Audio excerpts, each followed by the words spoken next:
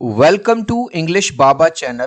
Class 10 Hindi course B Sparsh भाग 2 से chapter number 6 है कर चले हम फिदा। आज हम करेंगे इसके क्वेश्चन आंसर, तो जल्दी से वीडियो को लाइक कर दो। आई होप चिल्ड्रन आपने वीडियो को लाइक कर दिया है और अभी तक चैनल को सब्सक्राइब नहीं किया तो सब्सक्राइब कर दो सो दैट आपको हमारे सारे अपडेट्स मिलते रहे। क्वेश्चन नंबर 1 देखिए, क्या इस गीत की कोई ऐतिहासिक पृष्ठभूमि है, मतलब हिस्टोरिकल इंपॉर्टेंस है? तो आंसर है यस। चिल्ड्रन, हुआ क्या था 1962 में चीन ने भारत पर हिमालय के रास्ते से आक्रमण कर दिया, लेकिन फिर भी हमारे जो सैनिक हैं वो डटे रहे। उन्होंने अपनी जान की बाजी लगा दी, बलिदान दे दिया, लेकिन अपने देश का मान सम्मान कम नहीं होने दिया। तो आंसर कैसे लिखेंगे आप? चीन ने भारत पर 1962 में, कुछ में याद रखना 1962 में तिब्बत की ओर से आक्रमण कर दिया, ठीक है। और भारतीय वीरों ने इस आक्रमण का मुकाबला कैसे किया? वीरता से किया, ब्रेवरी के साथ किया। उसी पृष्ठभूमि पर यह गीत लिखा गया है। सर हिमालय का हमने ना झुकने दिया, इस पंक्ति में हिमालय किस बात का प्रतीक है? चिल्ड्रन, आपको स्टार्टिंग से ही पता होगा हिमालय हमेशा से भारत का गौरव और भारत का गर्व रहा है। तो यहाँ कहने का मतलब ये है कि हमारे जवानों ने, हमारे सैनिकों ने अपना सर कटा दिया, अपने जान की बाजी लगा दी, लेकिन भारत के और हिमालय के सम्मान में कमी नहीं आने दी। आंसर लिखेंगे हिमालय हमेशा से भारत का गौरव रहा है ना, हमको गर्व रहा है हमारे हिमालय पर। प्रस्तुत पंक्तियों में कहा गया है कि भारत के जवानों ने अपनी जान दे दी, लेकिन देश के मान सम्मान को सुरक्षित रखा। इस गीत में धरती को दुल्हन क्यों कहा गया? चिल्ड्रन, जब कोई दुल्हन बनती है, कोई लेडी, लड़की, तो उसको सजाया जाता है, वो लाल रेड कलर का एक गाउन पहनती है। और हमारे जो देश के जो सिपाही थे, जो जवान हैं, उन्होंने अपने लहू यानी कि अपने खून से धरती को कैसा कर दिया है? सजा दिया है, लाल कर दिया है, लेकिन अपने गौरव पर, अपने देश पर आंच नहीं आने दी। आंसर कैसे लिखेंगे? जिस तरह दुल्हन को लाल जोड़े में सजाया जाता है, उसी तरह भारतीय सैनिकों ने धरती को अपने खून से लाल रंग से सजा दिया है, इसलिए पूरा का पूरा इस गीत में धरती को दुल्हन कहा गया है। गीत में ऐसी क्या खास बात होती है कि वो जीवन भर याद रह जाते हैं?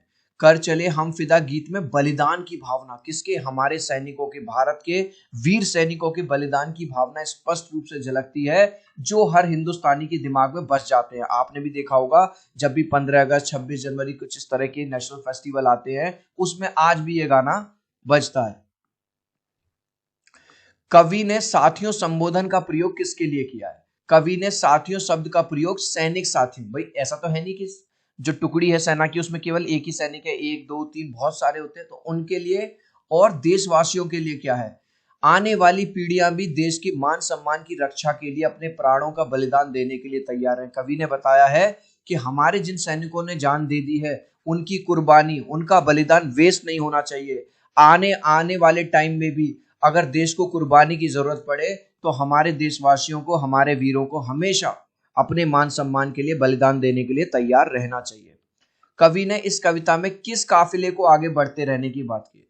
चिल्ड्रन, आपने सुना होगा सेना की बटालियन होती है, एक टुकड़ी ये रही, एक टुकड़ी ये रही। कवि ये कह रहा है और सेना के खुद जवान ये कह रहे हैं कि अगर हम मर जाएं, अगर हम बलिदान हो जाएं, तो दूसरी टुकड़ी यानी कि दूसरी सेना की जो बटालियन है वो बिल्कुल रेडी रहे, लेकिन दुश्मन को 1 इंच भी अंदर ना आने दे अपनी भूमि पर। आंसर लिखेंगे कवि चाहता है कि यदि सैनिकों की एक टोली शहीद हो जाए, तो अन्य सैनिक युद्ध की राह पर बढ़ जाए। यहां देश की रक्षा करने वाले सैनिकों के समूह के लिए काफिले शब्द का प्रयोग किया गया है। चिल्ड्रन, वीडियो अच्छी लग रही है, वैल्यू मिल रही है, तो यार एक लाइक कर देना। आपके एक लाइक और सब्सक्राइब से बहुत मोटिवेशन मिलता है। 3 तक काउंट करूंगा चिल्ड्रन, प्लीज वीडियो को लाइक कर दो। 1 2 3। आई होप चिल्ड्रन आपने वीडियो को लाइक कर दिया है, चैनल को सब्सक्राइब कर दिया है। जैसा कि अब आप क्लास 10th में आ गए हो, हर सब्जेक्ट में 20 मार्क्स के MCQ आएंगे। आपको जान के खुशी होगी, इंग्लिश बाबा का जो नया चैनल है MCQ चैनल, उस पर आप लोगों के प्यार और सपोर्ट से 2 लाख से ज्यादा सब्सक्राइबर हो गए हैं। इस तरह का लोगो है, लिंक मैंने डिस्क्रिप्शन में डाल दिया है। बोर्ड के एग्जाम है, आज ही MCQ चैनल को सब्सक्राइब कर लीजिए। इस गीत में सर पर कफन बांधना किस ओर संकेत करता है? सर पर कफन बांधने का अर्थ होता है मौत के लिए तैयार हो जाना। सैनिक जब युद्ध क्षेत्र में उतरते हैं, तो वो देश के मान सम्मान की रक्षा करने के लिए प्राण तक देने को तैयार रहते हैं। यहाँ पे भारतीय सैनिकों की सराहना की गई है। जब भारत का सैनिक, भारत का जवान युद्ध भूमि में उतरता है तो उसे अपने प्राणों की चिंता नहीं रहती, उसको चिंता रहती है तो बस एक चीज की, अपनी मातृभूमि के मान सम्मान को बचाने की। इस कविता का प्रतिपाद अपने शब्दों में लिखिए। क्या कहा गया इस कविता में? प्रस्तुत कविता देश के सैनिकों की भाषा में लिखी गई है। हमारे सैनिक क्या कह रहे हैं कि हम तो अपनी जान की बाजी लगा ही रहे हैं, अगर आने वाली पीढ़ियों को भी जरूरत पड़े तो वो भी अपने बलिदान के लिए तैयार रहे, लेकिन मातृभूमि पर कोई आंच नहीं आनी चाहिए। प्रस्तुत कविता देश की सैनिकों की भाषा में लिखी गई है। इसमें बताया गया है कि सैनिक कभी अपने देश की रक्षा के लिए पीछे नहीं हटेंगे, चाहे इन्हें अपने प्राणों को ही अर्पित क्यों ना करने पड़े, मतलब चाहे बलिदान ही क्यों ना देना पड़े, लेकिन युद्ध भूमि से पीछे नहीं हटेंगे। निम्नलिखित का भाव स्पष्ट कीजिए।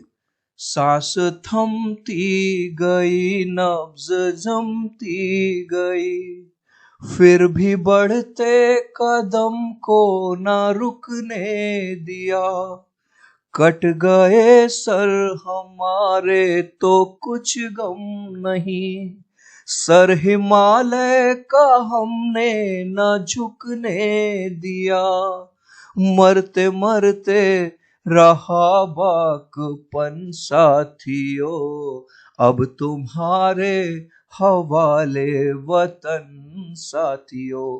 तो यहाँ क्या कहा गया है कि भारतीय सैनिक बर्फीली जमीन पे, जहां माइनस में टेम्परेचर होता है, जहां सांस लेने में दिक्कत होती है, धड़कन रुकती जा रही है, लेकिन फिर भी उन्होंने अपने आगे बढ़ते हुए कदमों को रोका नहीं, दुश्मन से डरकर भागे नहीं, उस ठंड से डरकर भागे नहीं। भारत का जवान आगे बढ़ता गया, बढ़ता गया और बढ़ता गया। तो आंसर कैसे लिखेंगे? इन पंक्तियों में कवि ने भारतीय जवानों की सराहना करते हुए कहा है कि बर्फीली ठंड में भारतीय जवानों की सांस घुटने लगी, परंतु फिर भी वो किसी बात की परवाह किए बिना आगे बढ़ते रहे। तो देखिए चिल्ड्रन, कितना अच्छा यहाँ पे मैसेज है हमारी सेना की तरफ से, हमारे सैनिकों की तरफ से, और कवि ने भी कितना अच्छा काम किया है कि इतनी सुंदर कविता और इतनी सुंदर ये जो गाना है वो लिखा है।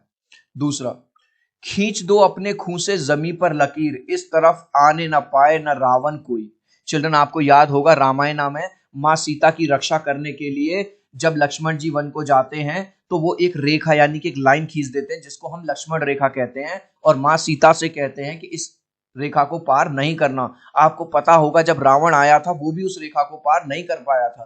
तो यहाँ पर कवि उसी बात का संदर्भ देते हुए ये कह रहे हैं कि अपने लहू से एक ऐसी रेखा खींच दो कि दुश्मन उसके अंदर कभी आ ही ना पाए, दुश्मन की इतनी हिम्मत ना हो कि वो हमारी मातृभूमि में पैर रख सके।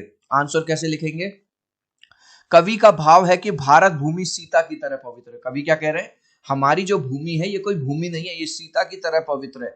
शत्रु रूपी रावण हरण करने के लिए उसकी तरफ बढ़ रहा है। यहाँ पे चाइना की बात की जा रही है। 1962 में जब उसने हम पर अटैक किया था तो शत्रु को क्या कहा गया है? रावण कहा गया है। इसलिए उनका आग्रह है कि हम आगे बढ़कर उनकी रक्षा करें, यानी हमारी जो मातृभूमि है, हम अपनी मातृभूमि की आगे बढ़ें और रक्षा करें।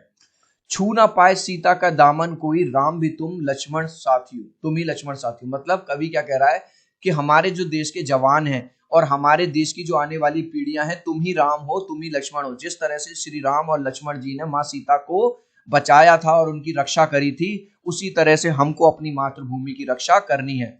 कवि का भाव है कि भारत भूमि सीता की तरह पवित्र है। जिस तरह से राम लक्ष्मण ने सीता को बचाया, उसी तरह से हमें भी सीता रूपी पवित्र भारत भूमि को दुश्मनों से बचाना है।